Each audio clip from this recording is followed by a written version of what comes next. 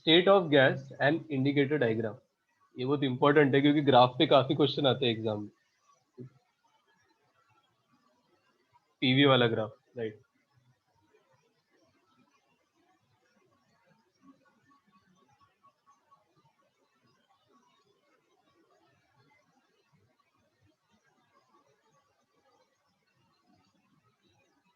अभी जैसे एक आपका स्टेट है, स्टेट मतलब जहाँ पे आपका प्रेशर समथिंग है P1, वॉल्यूम है V1, राइट।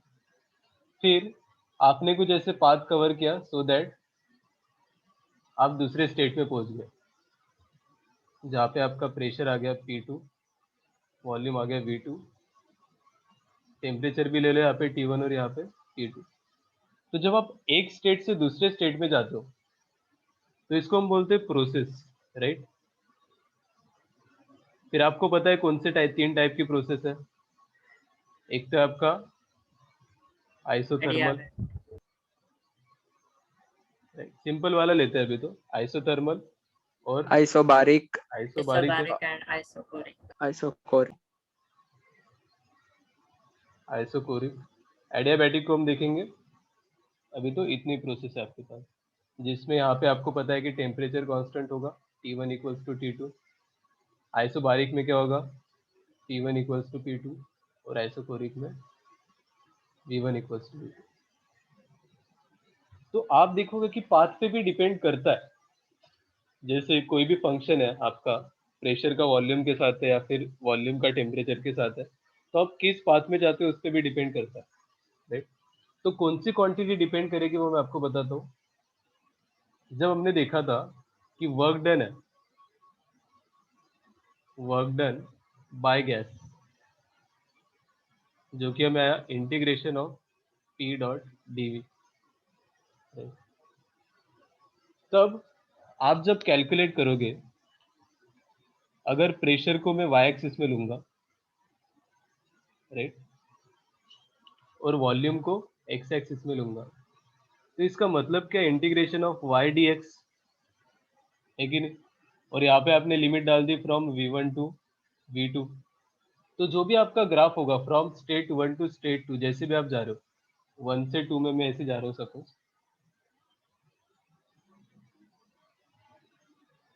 फ्रॉम 1 टू 2, जहाँ पे आपका 1 पे क्या है, वॉल्यूम V1 है, 2 पे वॉल्यूम V2 है। तो आपका इंटीग्रेशन वाला साइन क्या बताता है, इस ग्राफ का जो एरिया अंडर द कर्व होगा वो आपका क्या होगा, वर्क डन, राइट। होगा कि नहीं होगा बताओ। तो हमेशा जब P with respect to V का ग्राफ बनाओगे, उसमें एरिया अंडर द कर्व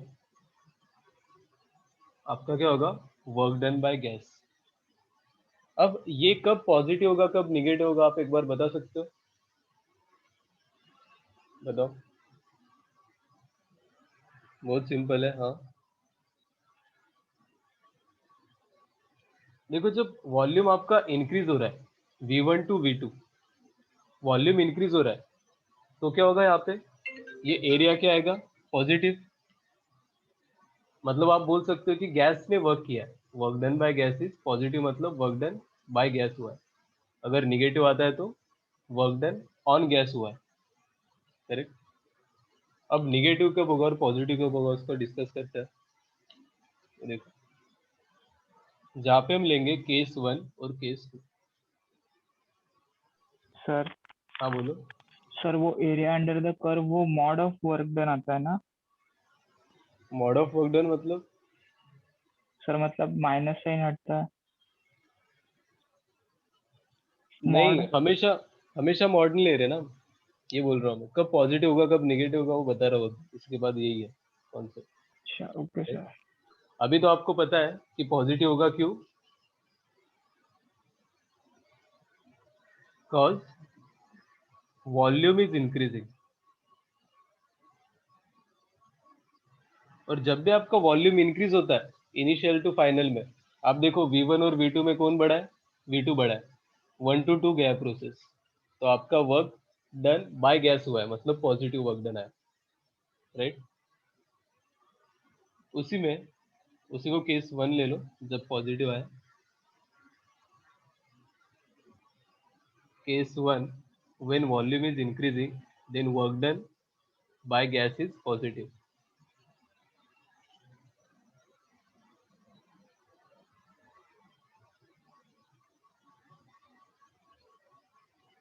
अब जब आपका वॉल्यूम डिक्रीज होगा आपको ग्राफ देख के ही पता चल जाएगा। ये pressure with respect to volume है। अब आपका स्टेट 1 इधर है और स्टेट 2 इधर है कहीं पे, 1 2 2 ऐसे जा रहे हो अब आप। तब आपका इनिशियल वॉल्यूम देखो ज्यादा है, ग्राफ में दिखेगा आपको। Initial volume is greater than final volume, it is V1, it is V2। तो अब जो एरिया अंडर द कर्व होगा वो क्या होगा? अब आप बोल सकते हो work done by gas is negative. Why? Because volume is decreasing. इतना सिंपल है ग्राफ को देखना।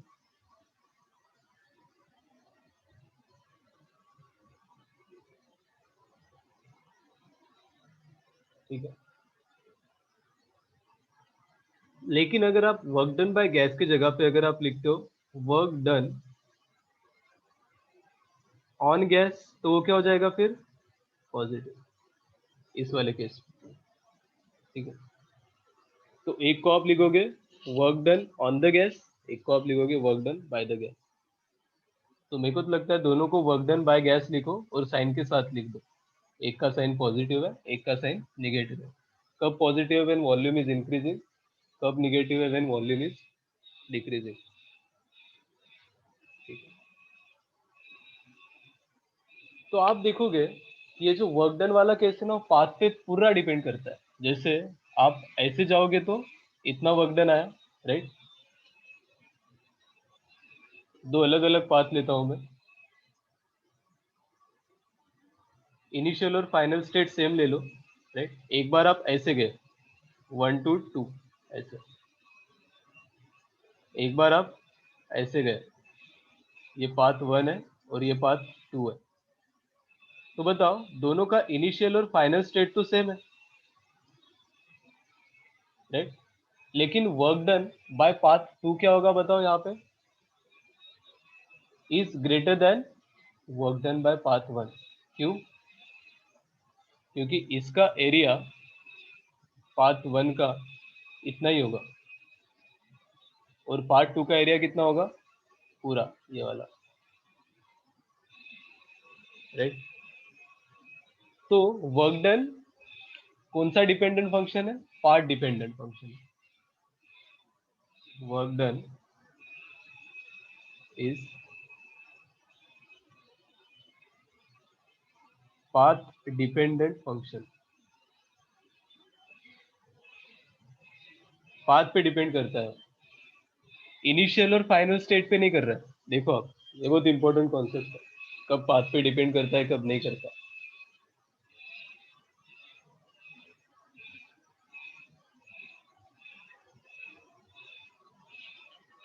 ठीक है, बताओ इसमें कोई डाउट हो तो। यहाँ पे आप प्रूव भी कर सकते हो इसको। जैसे आपने जो पहला वाला पाथ लिया वो नीचे से लिया 1 to 2, तो उसका वर्क डन कम आ गया। देखो उसको मैंने दूसरे इससे बताया, इससे देख लो आप। ठीक है, ये जो आपका ब्लू वाला है वो वर्क डन बाय पाथ 1 है, राइट। और जो आपका ये वाला है वो क्या है? Work done bye path 2। जबकि आपका इनिशियल और फाइनल स्टेट सेम है, राइट। V1 to V2 ही जा रहा है फिर भी। ठीक है, तो अगर ये पार्ट डिपेंडेंट फंक्शन है तो ऐसा बोला जाता है कि heat and work done are both path dependent function.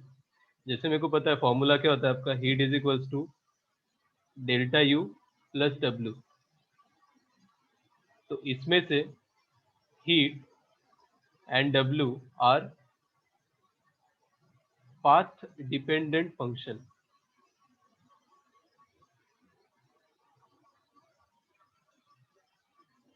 और क्यू पार्ट डिपेंडेंट फंक्शन आपको पता चल गया, क्योंकि वहां पे हम पूरा एरिया अंडर द कर्व ले रहे हैं वर्क डन का, ठीक है। लेकिन जो आपका इंटरनल एनर्जी है, राइट, जैसे आप ये स्टेट है 1, ये स्टेट है 2, आप कैसे भी घूम के जाओ, राइट, ऐसे जाओ या फिर ऐसे जाओ, इसको 1 ले लो, इसको 2 ले लो, इसका टेम्परेचर क्या होगा T1, इसका टेम्परेचर क्या होगा T2। तो फिर डेल्टा यू क्या आएगा, change in internal energy from path 1 to 2, ये तो आपका T2 माइनस T1 के रिस्पेक्ट क्या आएगा, जो कि क्या होता है F/2 N R T2 minus T1। तो हम बोलेंगे कि आपका जो चेंज इन इंटरनल एनर्जी है इज स्टेट डिपेंडेंट, ये कोई पाथ पे डिपेंड नहीं करता। देखो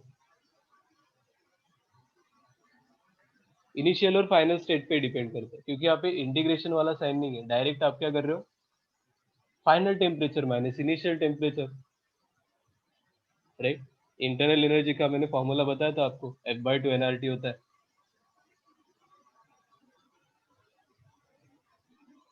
तो चेंज इन इंटरनल एनर्जी आपका स्टेट पे डिपेंड करता है, फिर आप कैसे भी घूम के जाओ। तो दोनों का for path 1 and for part 2 आपका चेंज इन इंटरनल एनर्जी क्या होगा, सेम होगा और पाथ 1 एंड पार्ट 2।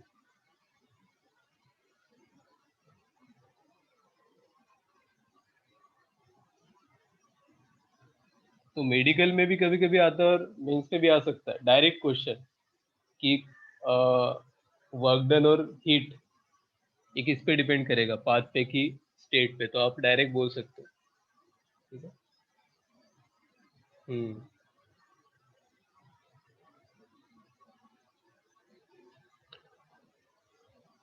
स्टेट पे डिपेंड कर रहा है, तो घूम फिर के अगर उसी स्टेट में वापस आ गया तो उसका इंटरनल एनर्जी कितना होगा बताओ, चेंज इन इंटरनल एनर्जी, अगर साइक्लिक प्रोसेस है तो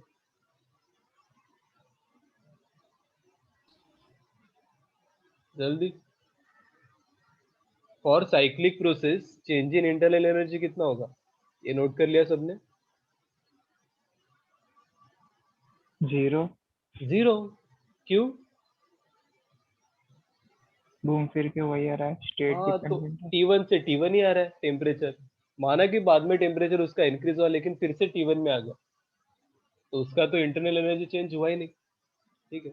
तो फॉर अगर आप साइक्लिक प्रोसेस लिखते हो तो वर्क डन और हीट जीरो नहीं होता है, ठीक है। हम लिखेंगे अभी फॉर साइक्लिक प्रोसेस, कैसे होता है साइक्लिक प्रोसेस,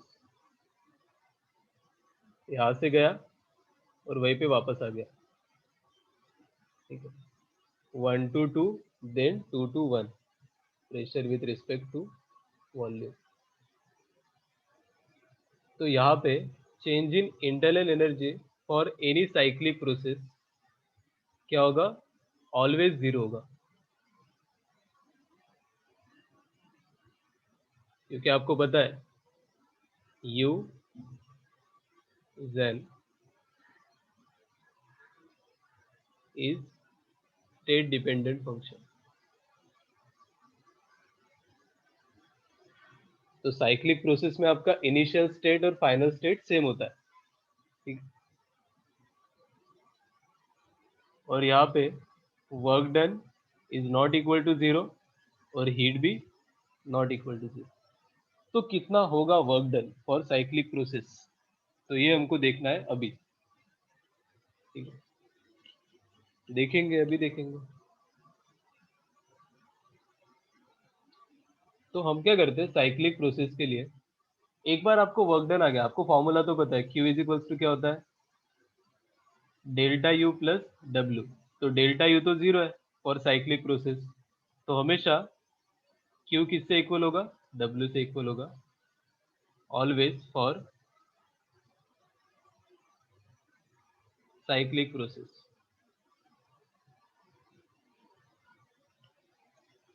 हमेशा, क्योंकि डेल्टा यू आपका 0 है। अभी डब्ल्यू कैसे कैलकुलेट करेंगे? आपको तो पता है एरिया अंडर द कर्व आपका होता है, तो हम क्या करते हैं, स्टेप बाय स्टेप जाते हैं। सबसे पहले 1 to 2 लेके जाएंगे उसको,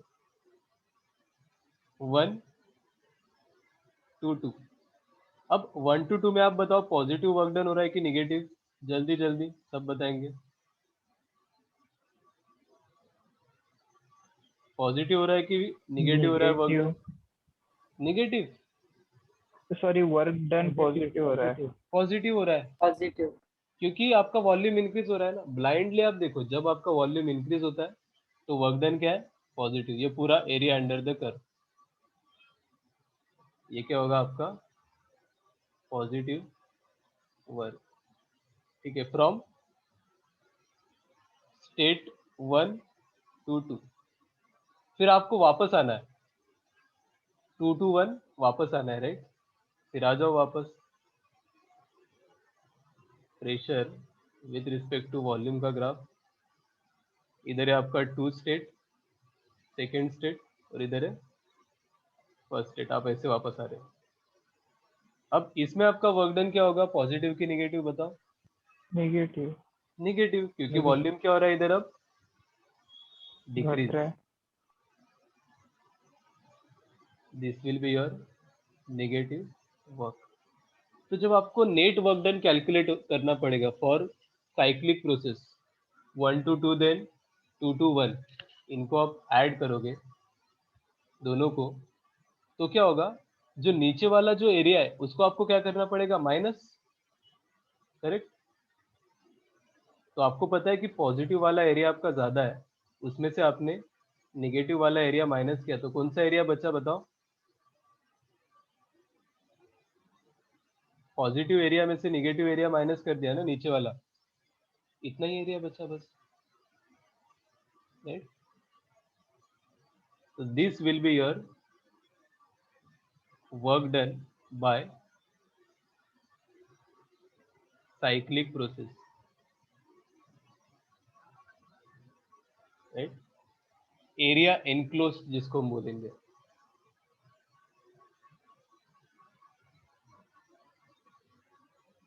और यहाँ पे पॉजिटिव वाला एरिया ज्यादा था, इसलिए यहाँ पे वर्क डन क्या हुआ है? Net work done positive.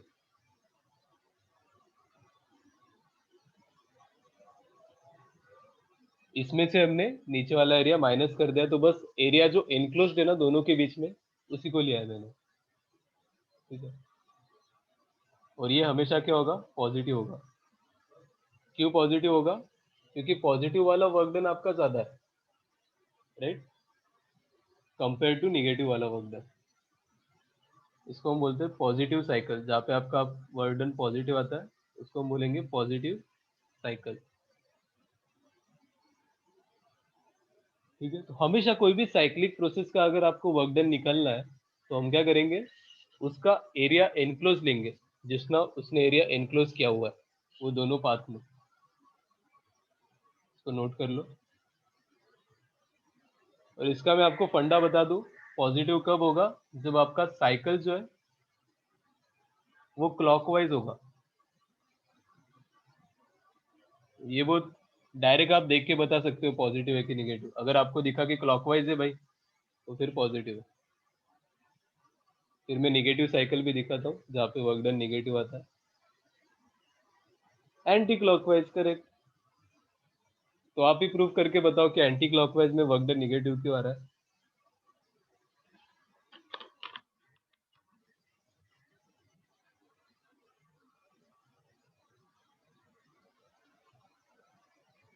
Hmm,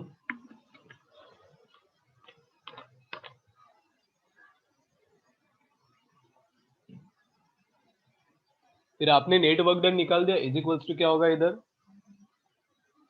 net heat supply to the system is equals to net work done by gas.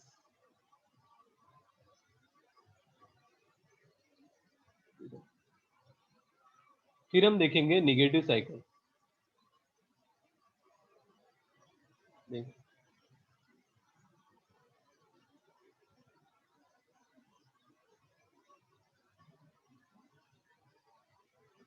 अब मैंने वहां पे एक सिंपल सा आपको एक फंडा बताया था कि क्लॉकवाइज अगर है तो हमेशा वर्क डन पॉजिटिव होगा। तो हम इस बार क्या करेंगे, एंटी क्लॉकवाइज जाते हैं ऐसे।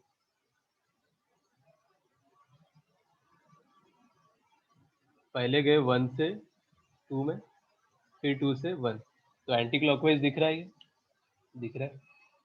Pressure with respect to volume, सबसे पहले 1 to 2 जाओ, उसका वर्क डन निकालेंगे। 1 to 2, 1 to 2 वाला ये वर्क डन आएगा, करेक्ट। अब ये कौन सा होगा बताओ, निगेटिव। निगेटिव, क्योंकि V1 is greater than V2 है उधर, ये हो गया निगेटिव वर्क। इसको आपको किसके साथ ऐड करना है, 2 to 1, ऐसे जा रहा है 2 to 1। ये आप देख, पॉजिटिव। ये पॉजिटिव होगा राइट, क्योंकि यहाँ पे वॉल्यूम क्या हो रहा है, इंक्रीज हो रहा है। Pressure with respect to volume, this is your positive work. अब आप देख के बता सकते हो कि इसका एरिया ज्यादा है, एरिया अंडर द कर्व अभी निगेटिव का ज्यादा है कि पॉजिटिव का ज्यादा है, निगेटिव का। निगेटिव का। नेगेटिव। तो जो आपका ऐड करने के बाद एरिया अंडर द कर्व आएगा 1 + 2 एंड देन 2 to 1, ऐसे जाके एंटी क्लॉकवाइज डायरेक्शन में। तो ये जो नेट एरिया आएगा आपका, ये हमेशा क्या आएगा, नेगेटिव। क्यों, क्योंकि नेगेटिव वाला एरिया ज्यादा था हमारा। तो आप हमेशा इतना करते बैठेंगे क्या, नहीं। तो आपको पता है कि वर्क डन जो है वो क्या है, एरिया इनक्लोज। यहाँ पे भी वर्क डन ये था, यहाँ पे भी वर्क डन ये था, बस दोनों में डिफरेंस क्या है, यहाँ पे साइकिल क्या है आपका, एंटी क्लॉकवाइज। तो ये आप याद रखो, जब भी आपका साइकिल एंटी क्लॉकवाइज होगा तब आपका वर्क डन क्या होगा, निगेटिव, जिसको हम बोलते हैं negative cycle, cyclic work done, net work done.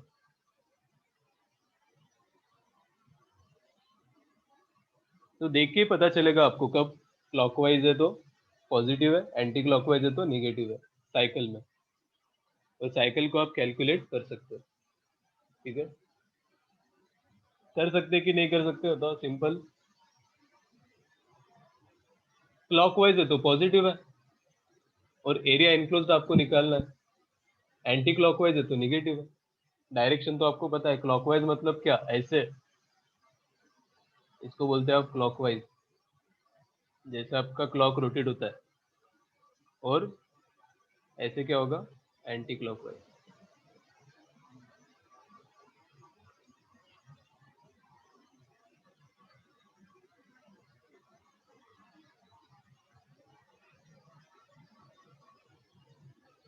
ठीक है, वर्क डन वाला कॉन्सेप्ट पता चला, कब पॉजिटिव होगा कब निगेटिव होगा, कब साइक्लिक होगा, मतलब साइक्लिक में कैसे करेंगे वो भी पता चल गया अब।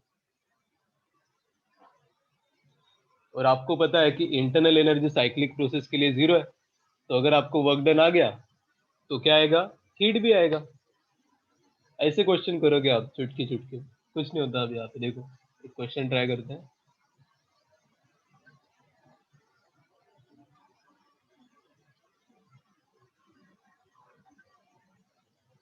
सबसे पहले हम बनाएंगे डायग्राम।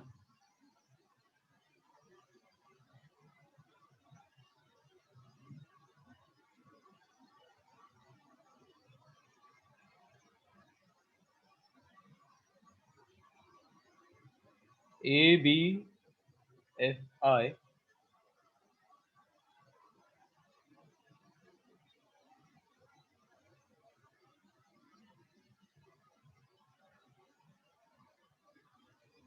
डायरेक्शन एक बार देख लो,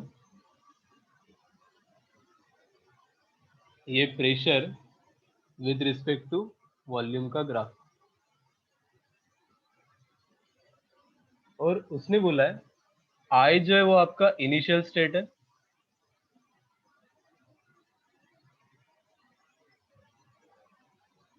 और एफ जो है वो फाइनल स्टेट है, ठीक है। अब जब आप उसको IAF करके लेके जाते हो इस पाथ में, IAF इस पाथ में अगर आप प्रोसेस को लेके जा रहे हो, तब जब आपका heat absorb by system, heat absorb आता है 55 जूल्स, IAF की बात कर रहे हैं यहाँ पे, और वर्क डन बाय सिस्टम आता है 25 जूल्स। ठीक है, ये बहुत इंपॉर्टेंट है कि जब आप IAF के थ्रू लेके जा रहे हो तो आपका हीट इतना आ रहा है और वर्क डन इतना आ रहा है। ठीक है, अभी आप सेम IBF से लेके जाओगे, तब उसने बोला है कि आपका हीट जो है उस पाथ के अलोंग, BF के अलोंग, तब आपका हीट एब्जॉर्ब आ रहा है 35 joules.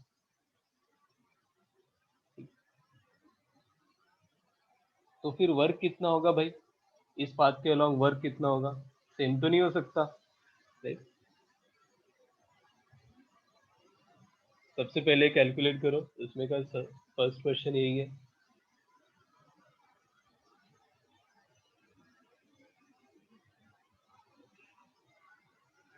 What will be your work done in the process of IBF, जब IBF से जाओगे तो?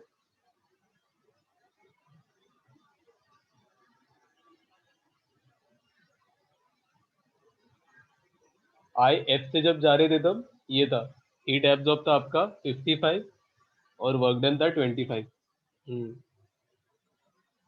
ये दोनों पाथ पे डिपेंड कर रहे हैं, मतलब दोनों का वैल्यू चेंज हो सकता है, हीट और वर्क डन का, क्योंकि अलग अलग पाथ है। IAF अलग है, IBF अलग है। आ गया, वेरी गुड। 5 जूल्स, अरे 5 जूल्स, लेट मी चेक, सही बोल रहे हो क्या आप? देखते हैं।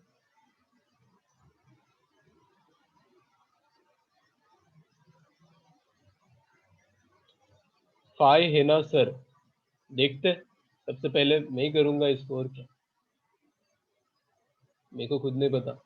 देखो, अभी आपका हीट एब्जॉर्ब 55 जूल है और वर्क डन 25 जूल है। तो आप फर्स्ट लॉ ऑफ थर्मोडायनेमिक्स यहाँ पे लगाते हो, तो W प्लस डेल्टा यू कितना आएगा यहाँ पे? 55 is equals to 25 plus delta U. तो आपको डेल्टा यू आ गया 30 जूल। अब बताओ, delta U means U2 minus U1, U final minus U initial, ये आपका 30 जूल है। अब मैंने आपको बताया था कि U कौन सा वैल्यू है, कौन सा फंक्शन है? स्टेट। तो आपने इनिशियल और फाइनल स्टेट को चेंज किया क्या दूसरे पाथ में? नहीं किया। तो इसमें भी डेल्टा यू का वैल्यू चेंज होगा क्या? नहीं होगा, उतना ही रहेगा। तो यहाँ पे भी वही लगा देंगे, Q is equals to W plus delta U. तो 35 is equals to W plus delta U को क्या लिखेंगे? 30। तो आपको वर्क डन आएगा 5 जूल। सही है, तो पहला क्वेश्चन सही हुआ। डेल्टा यू को क्यों सेम लिया हमने यहाँ पे? क्योंकि इनिशियल और फाइनल पॉइंट सेम है, और हमारा इंटरनल एनर्जी जो है वो स्टेट पे डिपेंड करता है, पाथ पे नहीं। हीट और वर्क डन तो पाथ पे डिपेंड करता है, इसलिए उनका वैल्यू चेंज हो गया। देखो, हीट इतना हो गया 35, वर्क डन 5 जूल हो गया, लेकिन डेल्टा यू उतना ही है। अब ये था आपका उसमें का पहला क्वेश्चन। अभी उसने दूसरे क्वेश्चन में पूछा है कि if work done is equals to -15 joules, ठीक है, फॉर FI पाथ, राइट? अगर आप उल्टा आते हो तो आपका वर्क डन कितना है? -15। तो फिर यहाँ पे हीट लॉस्ट कितना होगा FI के along? Heat lost along FI, बताओ, ओरली बताओ जल्दी। अभी जब F से I वापस आ रहे हो आप, तब आपका वर्क डन कितना है? -15 होना भी चाहिए, क्योंकि वॉल्यूम कम हो रहा है। हाँ बोलो। -45 माइनस, 45 सही है, सही बोल रहे हो आप, वही यूज करेंगे, लेकिन हीट लॉस्ट माइनस में नहीं लिखते, उसको पॉजिटिव में लिखेंगे। हमारा वही था, Q इज इक्वल्स टू क्या करेंगे वही से, W प्लस डेल्टा यू। अब डेल्टा यू आपको पता है हमेशा क्या होगा, लेकिन अब फाइनल से इनिशियल में आ रहे हैं ना, तो क्या होगा यहाँ पे -15 है, करेक्ट है कि नहीं, और 30 क्या हो जाएगा -30। क्यों -30 क्यों हो गया, क्योंकि फाइनल से इनिशियल उल्टा आ रहे हो आप। UF माइनस यू अगर 30 है तो UI माइनस UF कितना होगा -30, तो ये हो गया आपका -45 जूल। तो हीट लॉस्ट कितना होगा 45 जूल। देखो इस क्वेश्चन से सारे साइन कन्वेंशन आपको समझ में आएंगे, अगर ये क्वेश्चन नहीं समझ में आ रहा है तो पूछो मेरे को। इसके बाद थर्ड क्वेश्चन, यहीं पे क्वेश्चन खत्म नहीं हुआ है, ये सेकंड पार्ट था, इसका ही थर्ड पार्ट लो। If UI initial internal energy is 10 joule, तो फाइनल इंटरनल एनर्जी क्या होगा, जल्दी बताओ। 20। अरे इसमें गलत बोल दिया आप। -10। आपको डेल्टा यू पता है कितना है 30, 40 जूल। हाँ 40, तो you final minus you initial is 30, तो यू फाइनल 40 होगा ना पापा, 40 जूल।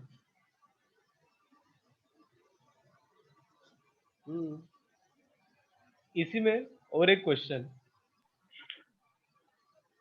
कि आपके पास बी पॉइंट का भी इंटरनल एनर्जी दिखा है। अभी लास्ट वाला क्वेश्चन थोड़ा सा ट्रिकी है। Internal energy of point B is 20 joules, then what is Q for BF and IB। BF and IB के लिए Q का वैल्यू कितना होगा अगर आपका B पे इंटरनल एनर्जी 20 जूल्स है तो। क्वेश्चन पे लेके जाता हूँ आपको फिर से मैं, ये जो B पॉइंट है उस पे आपका इंटरनल एनर्जी कितना दिया है बताओ अभी, 20 जूल। तो ऐसा बोल रहा है वो कि IB बोला है कि BI बोला है उसने, IB बोला है राइट, IB और BF में हीट कितना होगा। ये अच्छा क्वेश्चन है लास्ट वाला, करो इसको try. And what is the value of Q।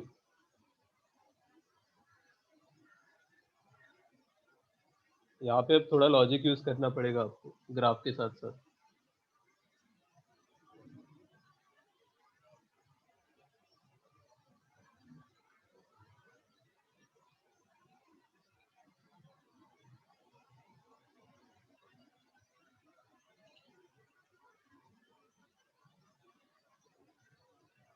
पहले 3 क्वेश्चन में किसी को कोई डाउट नहीं है ना, बताओ कैसे किया हमने।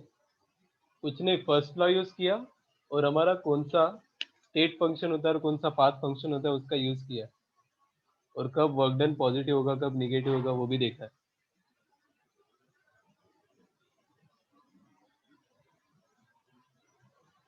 बहुत कंसेप्चुअल क्वेश्चन है, जितना इजी आप समझ रहे हो उतना इजी भी नहीं है, और जितना डिफिकल्ट आपको लग रहा है उतना डिफिकल्ट भी नहीं है। ठीक है,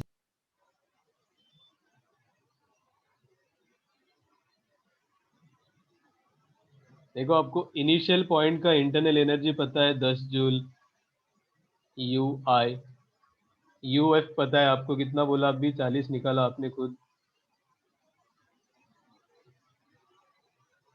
IB 0 बोला है उन्होंने, IB के अलॉन्ग Q 0 है, अच्छा, और BF के अलॉन्ग 20 बोला है। देखते हैं, सबसे पहले हम आएंगे IB पे, BF पे आते हैं, चलो BF पहले पूछा है।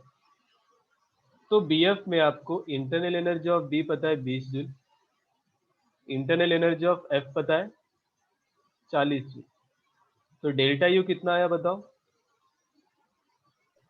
20 जूल। 20 जूल आया, फाइनल माइनस इनिशियल, करेक्ट। अब आपको ये पता होना चाहिए जो बीएफ है, बीएफ में वॉल्यूम चेंज हो रहा है क्या? बी टू एफ ऐसा प्रोसेस है, एक बार ऊपर आ जाओ चाहिए तो। इसमें वॉल्यूम चेंज हो रहा है क्या, बताओ? कांस्टेंट है ना। इधर अगर आप बोलोगे V2 वॉल्यूम है तो इधर भी वॉल्यूम कांस्टेंट है, स्ट्रेट लाइन है, parallel to Y axis.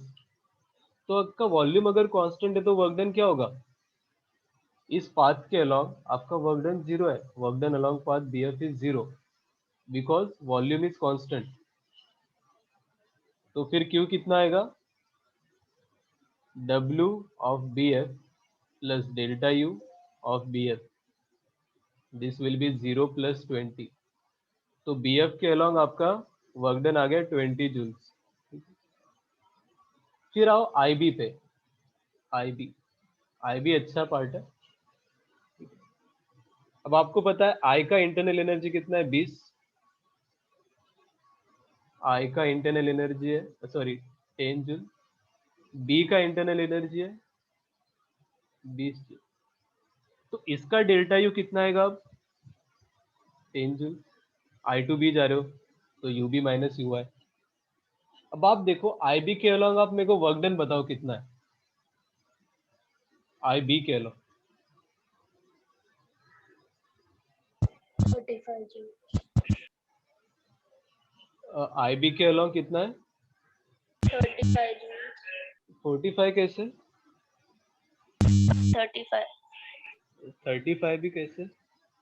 IBF के अलॉन्ग 35 है और BF तो 0 है ना, तो IB भी 35 ही होगा। हाँ, ये बात सही बोल रहे हो। तो IB के लिए आपका वर्क डन कितना हो गया अभी? 30। अच्छा, आपने जब IBF के लिए वर्क डन निकाला था, देखो वो तो आपको वर्क डन 5 जूल्स आया था ना। Work done for process IBF is equals to 5 joules. मतलब सॉरी 5 जूल। तो 5 जूल्स होगा। आपने कॉन्सेप्ट से बोला, बस वो गलत बोला, 35 नहीं 5 होगा। तो देखो work done along path IB, ये भी आपका कितना होगा? 5 जूल्स। क्यों? क्योंकि BF के अलोंग वर्क डन 0 है। तो अब बताओ हीट कितना होगा? डेल्टा U प्लस W तो आता है 15 जूल अलोंग पाथ IB। दोनों का एडिशन 45 आ रहा है क्या? आ रहा है, राइट?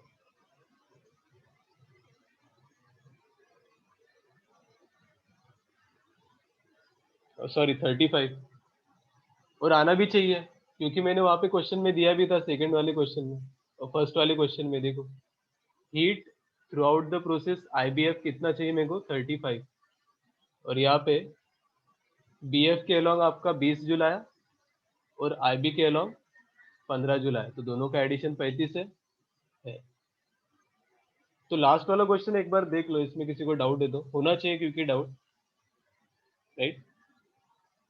माना कि यहाँ पे एडिशन ही हो रहा है, लेकिन एक बार देख के करो थोड़ा सा। क्यों BF के अलॉन्ग 0 हो गया वर्क डन? क्योंकि वॉल्यूम कांस्टेंट है।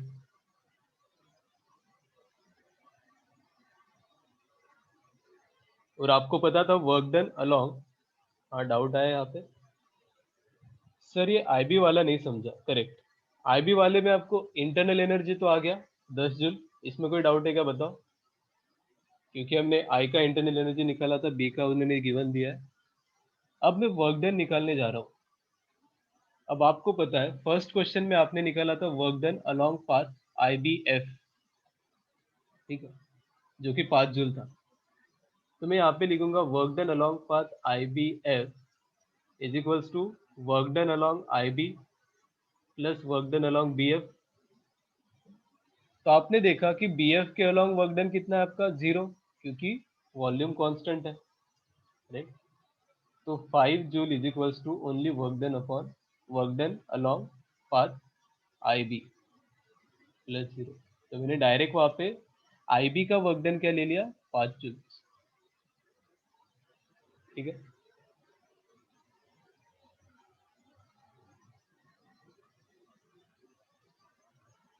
बताओ इसमें कोई डाउट हो तो, बहुत इंपॉर्टेंट है। क्या बोलते हैं, नहीं ठीक है ना, नोट कर लो इसको।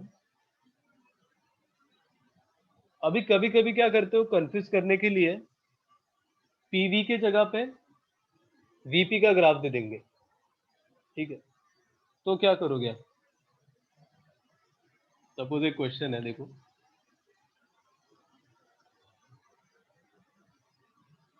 उन्होंने ऐसे volume with respect to pressure का ग्राफ दे दिया और ऐसे बोला है कि 1 इधर है और 2 इधर है। तो अब बताओ ये वर्क डन पॉजिटिव होगा कि निगेटिव होगा फ्रॉम 1 to 2, जल्दी। वॉल्यूम क्या हो रहा है यहाँ पे, पॉजिटिव। कर दी ना गलत बात, वॉल्यूम डिक्रीज हो रहा है देखो। नेगेटिव होगा। हाँ V1, वॉल्यूम को देखो आप, प्रेशर को नहीं, कंफ्यूज मत होना इधर। वॉल्यूम डिक्रीज हो रहा है 1 to 2 में, तो work done by gas will be negative. और एरिया कौन सा लेंगे हम, ये वाला एरिया, क्योंकि आप ग्राफ का ओरिएंटेशन चेंज करने से आपका फॉर्मूला तो चेंज नहीं होगा, फॉर्मूला तो वही है पीडीवी का integration from V1 to V2, right. तो हम ग्राफ कौन सा लेते हैं, ये वाला एरिया अंडर द कर्व। तो ये बहुत इंपॉर्टेंट है। अब इसका मैं क्वेश्चन देने वाला था, बट ठीक है, आप निकाल दो वैसे वैल्यू क्या है इसका। यहाँ पे उन्होंने दिया है प्रेशर का वैल्यू 2, ये 5 पास्कल पास्कल इन पास्कल। V1 दिया है उन्होंने, V2 दिया है 1 मीटर क्यूब और V1 दिया है 4 मीटर क्यूब। तो बताओ वर्क डन कितना होगा, जल्दी। एरिया निकालना है आपको पूरा।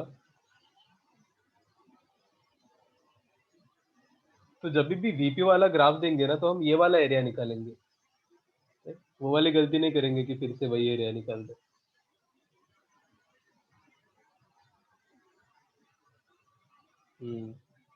और यहाँ पे क्वेश्चन में और दिया है कि हीट जो है वो रिजेक्ट हो रहा है 70 कैलोरी, 70 जूल्स ले लो, तो हीट है -70 जूल्स। तो यहाँ पे डेल्टा यू भी निकाल सकते हो। पहले वर्क डन बताओगे मेरे को सब, एरिया कितना आ रहा है वर्क डन, 5 3 4 4 3 6 6 और ये कितना होगा, नहीं नहीं सॉरी, 3 3 9 9 बाई 4.5, 4.5 प्लस, बताओ यार आप ही बताओ। अरे 4.5 तो ट्रायंगल का एरिया होगा ना बाबा, आपको पूरा एरिया निकालना है। 4.5 तो ट्रायंगल का एरिया है, ये रेक्टेंगल होगा, उसका क्या किया, रेक्टेंगल का 2 इंटू 3 6, तो 6 प्लस 4.5, तो आपका वर्क डन आएगा जो कि निगेटिव है -10.5 जूल्स। तो फिर डेल्टा यू कितना होगा बताओ, -70 प्लस 10.5 इज माइनस,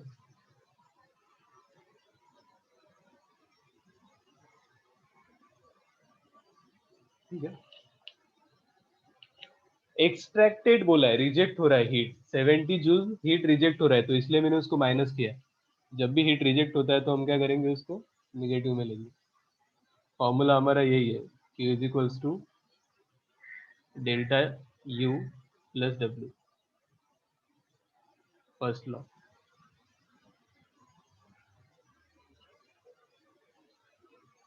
ठीक है।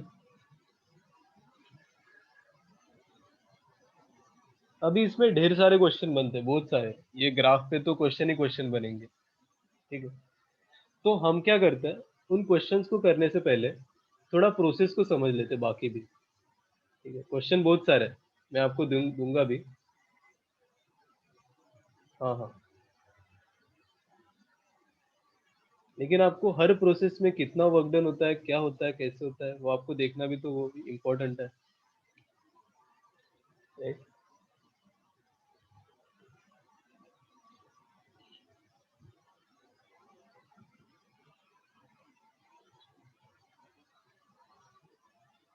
Correct correct. तो सबसे पहले हम देखेंगे कौन सा प्रोसेस, आइसोथर्मल। तो जितना आपको पता है मेरे को सब बताओ कि आइसोथर्मल में वर्क डन कितना होता है, कैसे कैलकुलेट करेंगे, क्योंकि केमिस्ट्री और ये सेम होता है, ठीक है?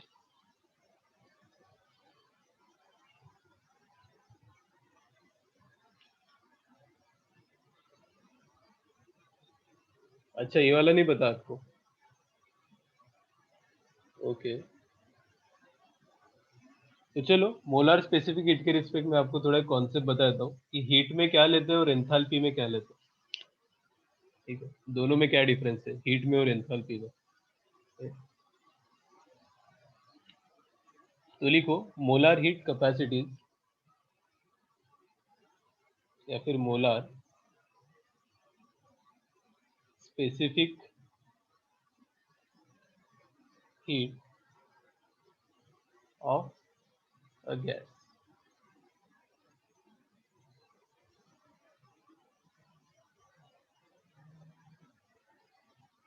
तो इसमें सबसे पहले हम देखेंगे सीवी। सीवी बताओ क्या होता है?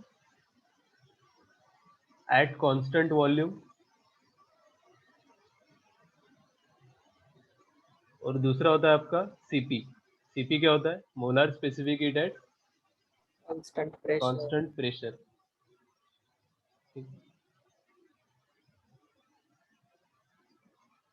अभी सी का आपको डेफिनेशन तो पता ही है, क्या होता है सी वैसे तो?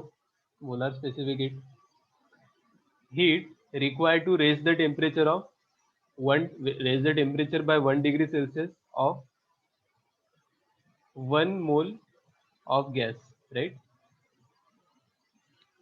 तो जब भी आप Q को लिखने जाओगे, डेल्टा Q, तो वो क्या आएगा आपका? C इंटू डेल्टा टी, या फिर N C into number of moles into delta T, right? तो डेल्टा Q बेसिकली आपका क्या है? N C डेल्टा टी, ठीक है? जिसको हम क्या बोलेंगे? Eight constant volume. फिर आप बताओ एट कांस्टेंट वॉल्यूम आपका वर्क डन कितना होता है? 0, राइट? और डेल्टा क्यू किससे इक्वल होता है? डेल्टा यू से। डेल्टा यू प्लस डब्ल्यू होता है, डब्ल्यू तो 0 है क्योंकि वॉल्यूम आपका कांस्टेंट है। तो delta Q is equals to क्या हो जाएगा? Delta U, right? अभी डेल्टा क्यू को आप क्या लिखोगे? N C V delta T. V Q लिखा वहां पे बताओ? एट कांस्टेंट वॉल्यूम है molar specific heat, is equals to क्या होगा? डेल्टा यू का फॉर्मूला बताओ मेरे को जल्दी जल्दी जल्दी। डेल्टा यू का फॉर्मूला मैंने बताया था, अभी आज भी क्लास में हुआ है। हम्म, सब बताएंगे सब बताएंगे। एट कांस्टेंट वॉल्यूम लिया है ना हमने उधर, तो क्या होगा सीवी? डेल्टा यू, अरे यू क्या था हमारा? F by two N R T. तो डेल्टा यू क्या होगा? F by two N R delta T. यहाँ पे हम लिखेंगे F by two N R delta T. तो सब कैंसिल हो जाएगा इधर, N N cancel, delta T cancel. तो यहाँ पे आपको सीवी का वैल्यू आता है एफ बाई टू आर। तो नोट कर लो आप, आइडियल गैस में एट कांस्टेंट वॉल्यूम हमने क्या किया? वर्क डन को 0 कर दिया। डेल्टा क्यू क्या होता है आपका? N C delta T. तो सी क्या हो गया? सीवी हो गया। क्यों? क्योंकि वॉल्यूम कांस्टेंट में आप मोलर स्पेसिफिक हीट को सीवी लेते हो। तो सीवी कहाँ से आता है? F by two R. देखो आप, इसमें कोई गलती नहीं करेंगे। और दूसरा आपके पास फॉर्मूला होता है सीपी और सीवी में relation, which is CP minus CV is equals to R, right? होता है और होना भी चाहिए। तो इससे बताओ सीपी कितना आएगा आपको, आप सीवी का अगर वैल्यू उधर पुट करते हो तो सीपी आता है आपको कितना, जल्दी जल्दी, F by two plus one into R. इसको भी स्टार कर लो।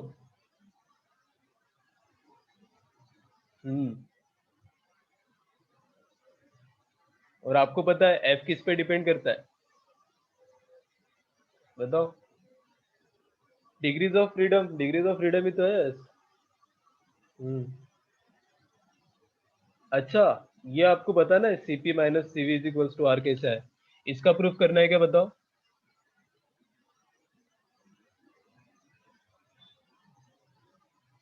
ठीक है, करते हैं। देखो अब होता क्या है, ये आपको पता है सीवी तो आ गया। सीवी का बहुत सिंपल फंडा है, एट कांस्टेंट वॉल्यूम मैंने वर्क डन को जीरो कर दिया, जहाँ पे यूजिंग फर्स्ट लॉ क्या आता है, delta Q is equals to delta U plus W, W को जीरो कर देंगे, डेल्टा क्यू को डेल्टा यू से इक्वेट कर दिया, तो सीवी का वैल्यू आ गया। लेकिन सीपी निकालने के लिए हमें यूज करना पड़ता है आइडियल गैस का इक्वेशन। अब आपको पता है पीवी इज इक्वल्स टू क्या होता है, एनआरटी। अब हम इसको करेंगे डिफरेंशिएट, तो डिफरेंशिएट करते टाइम दोनों को डिफरेंशिएट करेंगे, पी को, वी को और टेम्परेचर को। तो क्या होगा, पी को किया डीवी लिखा, प्लस वी को कांस्टेंट लिखा, पी को इंटीग्रेट किया, इज इक्वल्स टू क्या होगा, एनआर dt, राइट? अभी एट कांस्टेंट प्रेशर आपको पता है सीपी का वैल्यू कब लेते हो आप, एट कांस्टेंट प्रेशर। तो आपको पहले इधर प्रेशर को कांस्टेंट करना है, डीपी कितना होगा, चेंज इन प्रेशर। अगर प्रेशर को ही आप कांस्टेंट करोगे तो डीपी विल बी जीरो, ठीक है?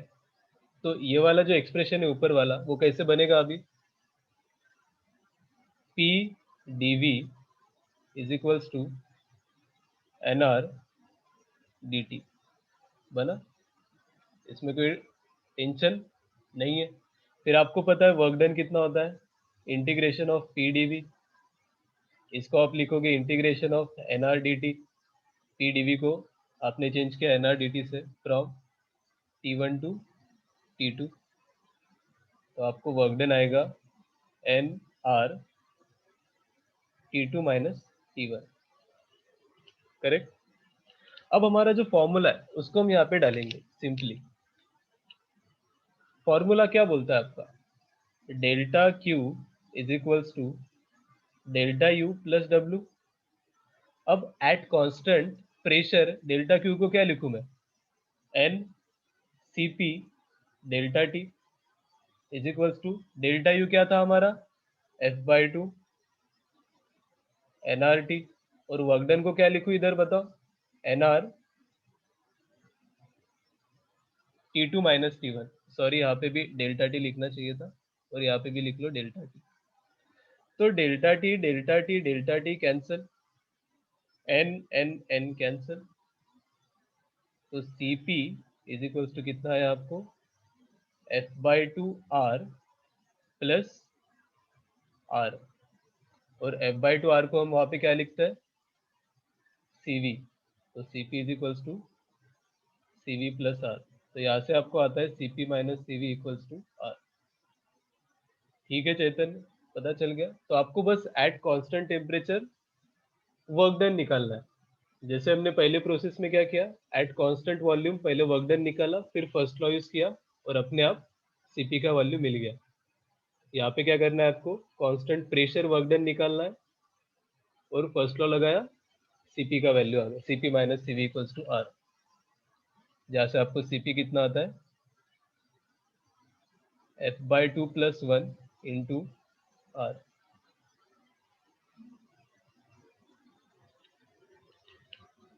ठीक है, बताओ इसमें कोई डाउट हो तो?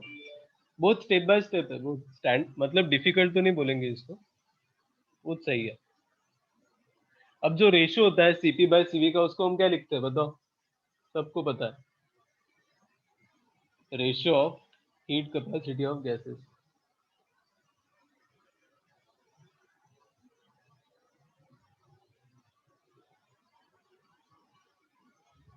क्या होता है बताओ, गामा,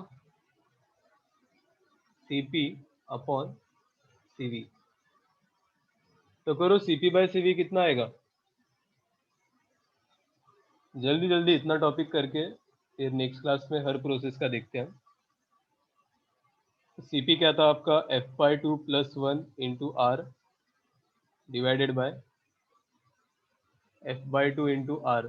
तो आपको सीपी बाय सीवी का रेशियो आता है F by two plus one divided by F by two. This will be your ratio of heat capacity, जिसको हम क्या बोलते हैं बताओ, गामा को क्या बोलते हैं हम, जल्दी जल्दी, एडियाबैटिक कांस्टेंट बोलते हैं ना, एडियाबैटिक कांस्टेंट। फिर हम सारे एटम्स के लिए निकालेंगे, जैसे आपको पता था फॉर। हेलो हाँ सर। बोलो। हाँ सर मेरा कनेक्शन चला गया था, मुझे एक डाउट था ऊपर। हाँ हाँ बोलो। वहाँ पे Cp minus CV is equal to R है ना, हाँ पर सर केमिस्ट्री में मैं जब क्वेश्चन सॉल्व कर रहा था ना, तभी एक वहाँ पे ऐसा कॉन्सेप्ट आया था, ऐसे कॉन्सेप्ट को क्वेश्चन आया था कि अगर मोल्स चेंज हो रहे थे तो फिर Cp minus CV is equal to N R, मतलब वो जो है वो भी चेंज हो रहा था वैल्यू, मतलब एन मतलब या फिर एक्स आर, ऐसे कुछ तो नंबर आ रहा था आगे, ऐसे एक कॉन्सेप्ट का क्वेश्चन नहीं, था। ऐसा होता है कि आपने ना बहुत सारे गैसेस को मिक्स कर दिया, राइट, हाँ तब होता है वो। यहाँ पे आपने मिक्स थोड़ी किया है, एक ही गैस की बात हो रही है ना। मैं बताता हूँ, जब आप बहुत सारे गैस को, मिक्सचर ऑफ गैसेस का फिर रेशो कैसे निकालते हैं, मिक्सचर ऑफ गैसेस का सीपी कैसे निकालते हैं, सीवी कैसे निकालते हैं, फिर आपको नंबर ऑफ मोल्स पता होने चाहिए, राइट। ओके सर, समझ जैसे गया। हमने मिक्सचर ऑफ गैस का इंटरनल एनर्जी निकाला था ना सबका, हाँ हाँ। उससे हमें एफ इक्विवेलेंट आया था, डिग्री ऑफ फ्रीडम इक्विवेलेंट कितने होते हैं। वैसे ही है उसका भी, सीपी और सीवी भी अलग हो जाता है अगर मिक्सचर है गैस का। तो ये एक गैस की बात हो रही है। अब मोनो एटॉमिक के लिए बताओ एफ का वैल्यू कितना होता है, 3। हम्म, तो गामा कितना होगा, 5/3। डायटोमिक के लिए बताओ, दो वैल्यूज होते हैं, राइट।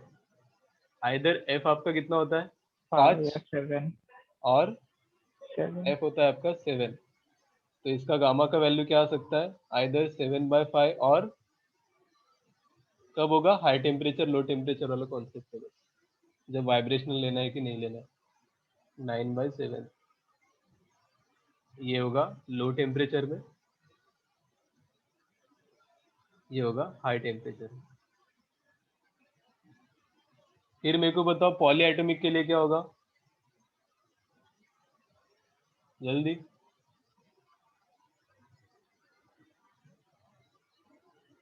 डिग्रीज ऑफ फ्रीडम कितना होता है पॉली एटॉमिक के लिए, आइदर 5+x या फिर 6+x। तो गामा क्या होगा उसके रिस्पेक्ट, जो भी होगा आपको पता है, फिर कैलकुलेट करके आप देख लोगे, राइट। तो यही है। अब आपको एक टास्क देता हूं मैं, कि एक जो इक्वेशन आता है, हाँ हाँ, नहीं नहीं, सीपी का, तो आपको निकालना है CP and CV in terms of R and gamma. ये आप मेरे को नेक्स्ट क्लास में करके बताना। और इक्विवेलेंट या फिर मिक्सचर में हम कैसे निकालेंगे value of, what will be the value of CP and CV in gaseous mixture. अब गैसियस मिक्सचर में आपका क्या क्या है मैं आपको बता देता हूँ।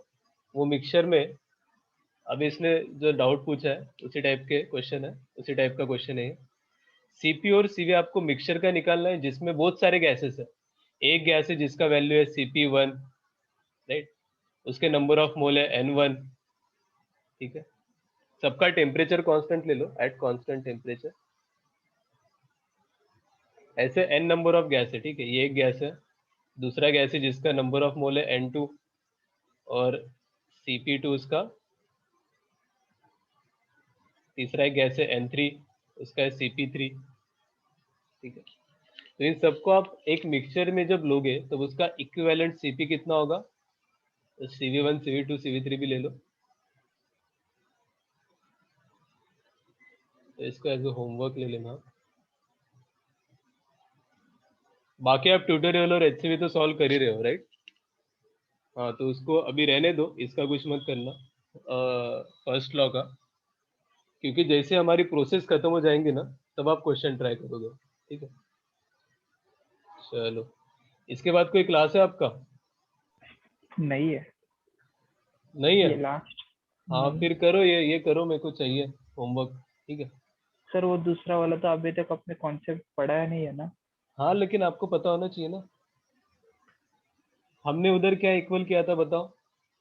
Internal energy initial equals to internal energy final, तो आपको पूरे मिक्सचर का ये मिल गया था एफ इक्विवेलेंट। वैसे यहाँ पे कुछ करना है, थोड़ा हाथ पैर मारोगे तो हो जाएगा, ओके सर। ठीक है। मिक्सचर का कैसे करेंगे, सीपी और सीवी। बाकी देखो ये थोड़ा फास्ट होगा क्योंकि आपको पता ही होगा ये सारी चीजें, इसलिए मैंने थोड़ा जल्दी जल्दी बताया। लेकिन ये देख लो कैसे कोई भी चीज हवा में नहीं आती है, हर फॉर्मूले का एक डेरिवेशन है, राइट? और डेरिवेशन इसलिए इम्पोर्टेंट है क्योंकि बीच में डेरिवेशन में कुछ चेंज कर देंगे क्वेश्चन में तो आपका पूरा डेरिवेशन अलग होगा। तो जो ये एक फॉर्मूला है हमेशा वैलिड नहीं होता है, इस पे भी क्वेश्चन करेंगे। चलो बाकी तो टाइम हो गया, मेरी क्लास है अभी एक। ओके, हाँ हाँ, चलो, चलो, सर थैंक यू। मतलब अभी डाउट लेक्चर नहीं है ना। नहीं नहीं नहीं, अभी डाउट की जगह पे एक वो अमन को ही हो गया ना कोरोना, तो उससे कुछ क्लास लेना। Okay sir. ओके, चलो चलो, thank you, bye sir. Bye bye. End कर रहा हूँ मैं मीटिंग, ओके।